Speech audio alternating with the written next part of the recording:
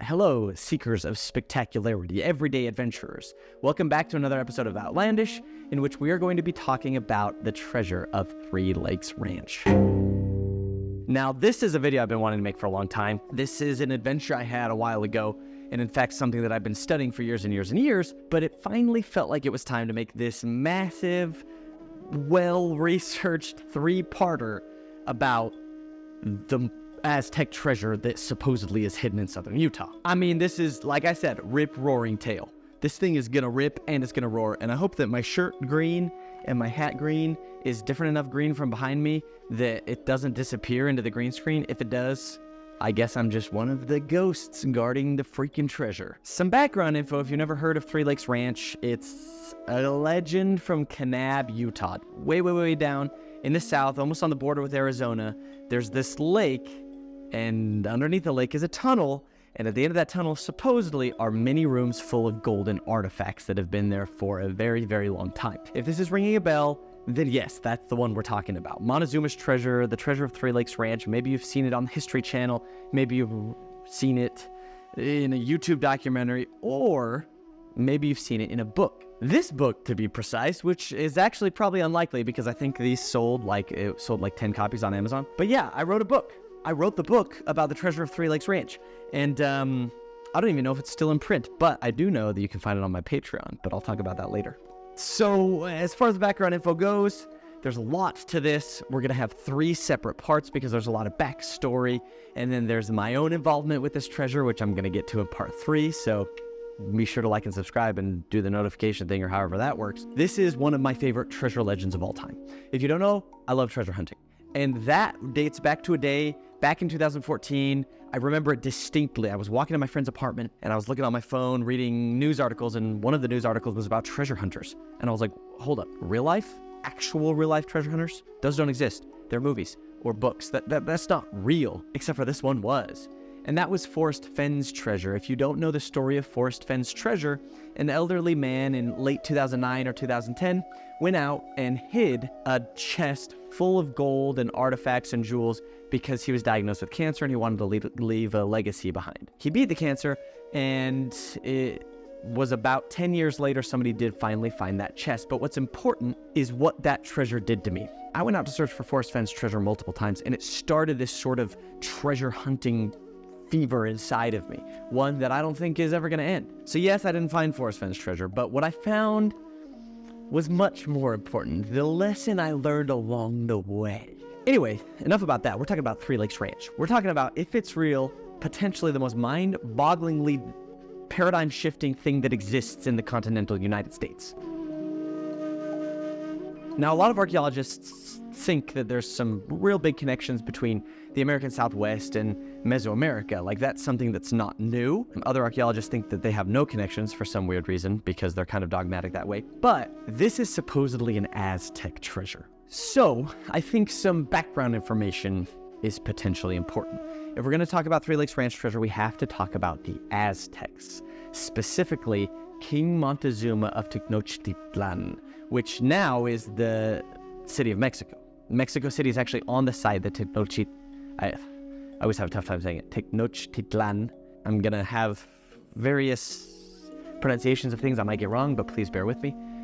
But yes, anyway, the Aztec Empire, also known as the Triple Alliance, was an enormous, expansive empire that existed in what is present-day Mexico. It rose to power in 1428, and that lasted until 1521, when Hernan Cortez came in and unfortunately enacted a despicable, horrific genocide pretty much of the Aztec people. This was unprecedented. These were invaders from an alien world who came in and saw a culture that they had no conception of. I'm not going to go too far into all the details of the history here because, again, I'm talking about Three Lakes Ranch treasure, but I do want to make a couple of points in this story that I actually talk about in my book, and I go more in depth in the book, but I want to give you a little insight first. So one of the big things that people talk about is that the Spanish came in and they were worshipped as gods, specifically Quetzalcoatl, the feathered serpent. This was one of the main gods in the Aztec pantheon, and it was a very important one. Now, a lot of historians have talked about the Aztecs mistaking the Spanish as God, specifically mistaking Cortez as Quetzalcoatl. I actually think that's very unlikely. A lot of these accounts were written by the Spanish many decades or generations even after the fact. It should be noted that various historians in the moment did record Montezuma addressing Cortez as the god Quetzalcoatl. But what's interesting about this is that the words used are specifically Montezuma saying, "Come take your throne, which I have briefly kept for you." Which definitely sounds like a king giving command of his kingdom back to the god that has returned, except for the fact that Aztecs had interesting and different cultural practices than we do nowadays, and those cultural practices are poorly understood. But one thing we do understand is that being overly polite in Aztec society was actually a way to establish dominance. It was a sort of twisted type of sarcasm that was actually a way to say like, hey, I'm in charge here. And looking at it through the modern lens, that's a little difficult to see. There's also the fact that Quetzalcoatl was not a god of conquering and war and military might. He was a god of culture and arts and civilization. He was more into learning and wisdom and arts and crafts even. In fact, some of the accounts say that when the Aztecs started practicing human sacrifice, Quetzalcoatl was saddened at this practice and left the Aztecs. That was the reason. He got in his boat made of snakeskin and sailed across the ocean, specifically because they were becoming kind of brutal. Turning this gentle nature deity into this brutalistic messianic figure was, in my book, mostly an invention of the Spanish. And in fact, there's actually not good evidence, pre-Hispanic evidence, of the legend that Quetzalcoatl would someday return. In fact, a lot of the earlier references to Quetzalcoatl simply talk about him leaving, and they don't always talk about him coming back. It is true that in a lot of the paintings, Quetzalcoatl is depicted with a beard, and that the Spaniards did sport beards, but this is also kind of a later development, and in fact, the oldest kind of renditions of Quetzalcoatl are very different than that. This sort of feathered serpent American motif, and I say American because it was not just Central America, but this actually was widespread all around North America and the cultures all over as well. This was something that adapted and changed very much, but was something that, again, the Spanish probably fiddled with to kind of line it up with their narrative. So then why did Montezuma hand over total control to the Spanish? Literally, Tenochtitlan was the greatest city in that entire part of the world, and he simply gave the power away. If these weren't his gods, why would he do that? Well, here comes my theory, and it has to do with gold. See, the legend is that when the Spanish were brought to the capital city of the Aztecs, they were shown the treasure room, and it was immense.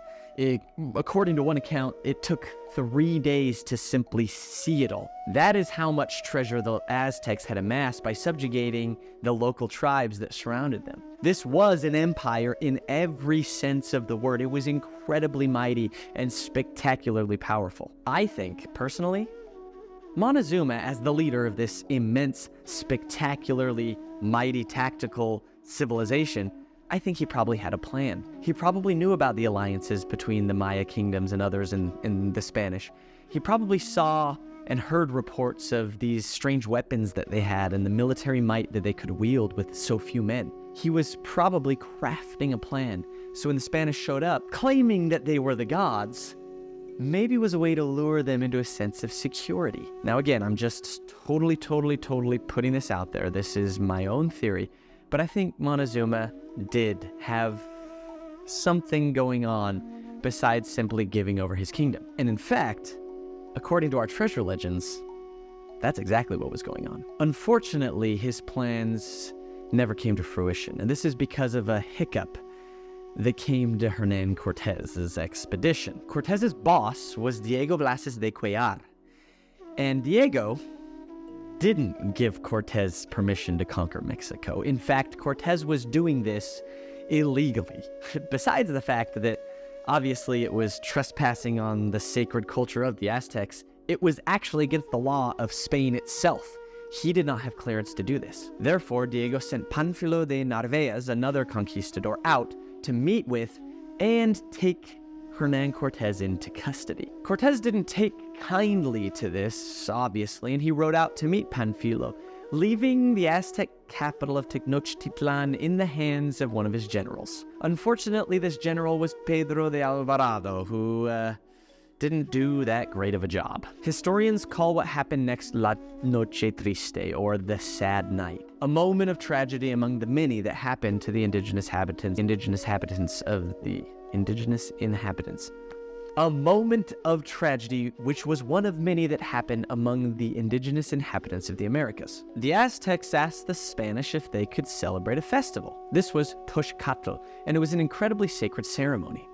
Now, the violence that erupted afterwards, it has two stories to it. One was given by the Spanish, and one was given by the Aztecs themselves. The Aztecs claimed that as they adorned their golden costumes and jewelry, this was too much for the gold lust of the Spanish, and they started attacking right away. The Spanish claimed that as part of the festival, there were numerous human sacrifices and that these were evil, and they stepped in to stop them.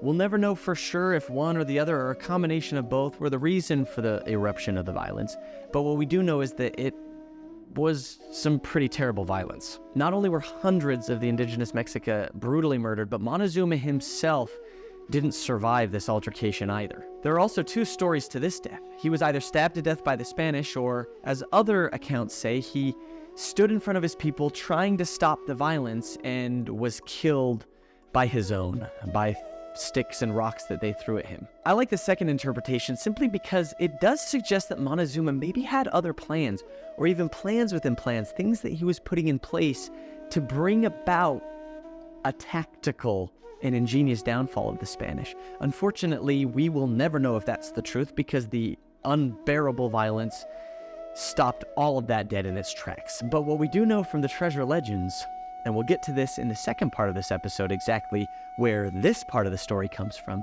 As soon as the Spanish had taken over the city and they went straight to the treasure chamber, that gold that had taken 3 days to even look at, it was gone. Montezuma had been slowly and secretly getting it out of there as he was entertaining the Spanish and pretending to worship them as gods. At least that's my take. I wanted to put those little parts into this video because I think it's a fascinating history, and it does help us lay the groundwork for what happens next. Because the legend states that all that gold Montezuma got rid of, they took it back to the Aztec homeland of Aztlan, which was somewhere to the north, in a sacred lake. Now I'm going to shift gears a little bit. After talking about the Aztecs, there's another thing that I want to talk about in this video for part 1, and that is the legend of Freddy Crystal.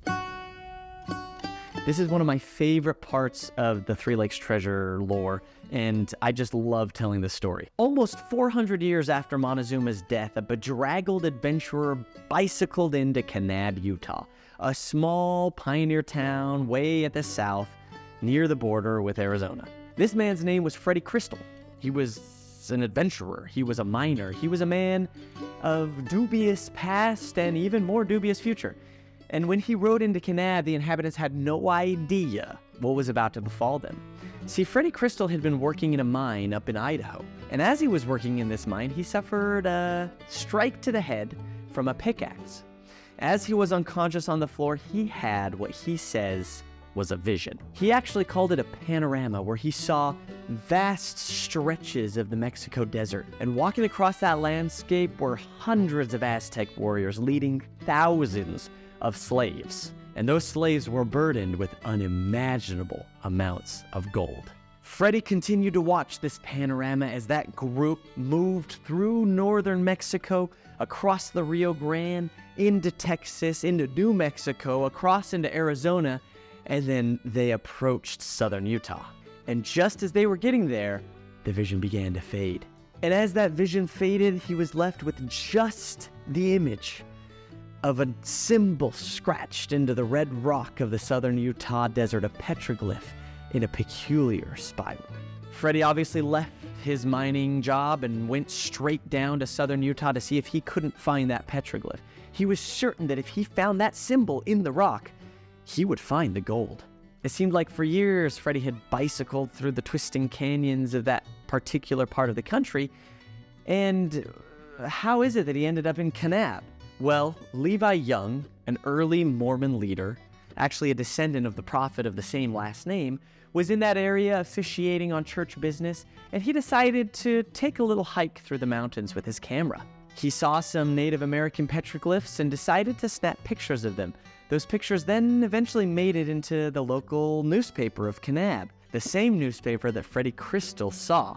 And as he looked down at these photos taken by Levi Young, he saw the exact petroglyph from his vision. Overwhelmed with excitement, this man showed up in Kanab, asking anybody and everybody about where this thing could be.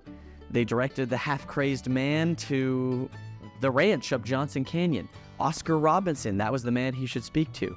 And Oscar Robinson, shortly after, opened the door to this half-crazed, bedraggled adventurer, spouting nonsense about Aztecs and treasures and petroglyphs, and he didn't turn him away. See, a lot of people hear about these legends and they dismiss them. They think they're not real. But other people like Oscar, something hits them. They get bit by the gold bug. They get a little bit of that dragon sickness, that gold fever. Maybe it's a sense of adventure, or maybe it's just a willingness to get outside a little more. But Oscar welcomed Freddy into his house, gave him a place to stay, and listened to his crazy tale. A short while later, Oscar and Freddy together combed the entire area looking for these petroglyphs. For months, they searched and searched, trying to find the spiral, trying to find the place where that photo was taken, but to no avail. That is until they engaged a local farmer in conversation. That farmer did recognize the petroglyph, because the farmer had used dynamite to blow that petroglyph off the face of the earth to make a little cubby to keep his hay out of the rain. Unfortunately, destruction of priceless artifacts like this was common, and it hit no one harder than Freddy Crystal, who had come so close to finding the elusive aim of his travels and searches and goals. So Freddy left town in a rage, and no one from Kanab ever thought they'd see him again. Well, those people were wrong, because 4 years later, an even more bedraggled, worn down, and beat up Freddy showed up in Kanab. But this time, he didn't cause a ruckus in town. He went straight to the door of Oscar Robinson, and he told him, "I saw the vision again." See, Freddy had been down in Mexico City chasing Aztec legends. Freddy had again seen this panorama, but there were additional clues. I don't know if it was the vision itself or if it was asking around the capital city of Mexico, but Freddy Crystal was directed to Morelia, an old town with an even older monastery on it. Apparently in that monastery, in the basement, there were old Spanish records that dated from the time of the fall of the Aztecs. Freddy couldn't be more excited, but as he arrived in Morelia, that excitement turned to dread on realizing that that monastery was scheduled for destruction. In the heat of the moment, he hopped the fence that night and got into that basement, and that's where he found something incredible. Some people say it was a manuscript written on bark that was dated to the time of the Spanish conquest. That manuscript supposedly had more about the treasure legend, those details we mentioned before about the gold, about it disappearing, about it being taken up north and hidden in a lake. Now, some people say Freddy Crystal never really found any records of any kind. They say he probably just read a contemporary book, The Aztec Treasure House for Boys, written by Thomas Alibon Janvier, and that all of his crazy ideas came simply from the pages of this fiction. Whether that's true or not, or he actually did find a record, Freddy Crystal did return with something, and that something was a treasure map. And this is like, I'm not even kidding. Like, Freddy Crystal showed up at the door of Oscar Robinson, and he had a freaking treasure map. On the map were 7 mountains, and on one of those mountains there were stairs and a cave at the top. In that cave was the treasure. And below at the bottom was a marshy plain, the lake that he had been searching for. Now, of course, the American Southwest was much drier now, so Freddy knew better than to look for that lake. But he did know that after hearing everything that he heard about the petroglyph and all of that, that this map would help him find the elusive treasure that he had been searching so long for. So, keeping it very secret, Oscar and Freddy searched and searched the canyons again until on the last Sunday of November of 1922, those mountains were sighted. Exactly as in the map, those 7 mountains lined up, and of course Freddy and Oscar went straight to the mountain with the steps, and of course what do they find? Carved steps in the side of it. These are called Moki steps, and they're actually something very common among places that have been inhabited by the ancestral Puebloans. I've actually climbed some of these myself, and they're extremely precarious. As Freddy was climbing up this mountain, I cannot even imagine the kind of insanity that was going through his brain. Finally, here he was. He was about to find this thing that he had been searching for years and years and years. And so he climbs these steps, and at the very top he finds right where that cave is on the map, nothing. Just a sandstone wall. Obviously, Oscar Robinson wanted to go home, but Freddy knew he couldn't give up. In the face of this adversity, in the face of everything that he had ever worked towards falling flat on its face, he took out his pocket knife and he began to scrape the wall in front of him. It turned out, and this is just a totally real part of the story, the wall had been sealed. There was a cave there, and that cave had been blocked up with blocks and mortar, and actually this mortar was made of limestone, which isn't found within 20 miles of this area. Also, embedded inside of the mortar were pieces of grass, swamp grass, marsh grass specifically, just like the type that had grown in the valley below centuries before, just like the type that surrounded the lake that was on Freddy Crystal's map.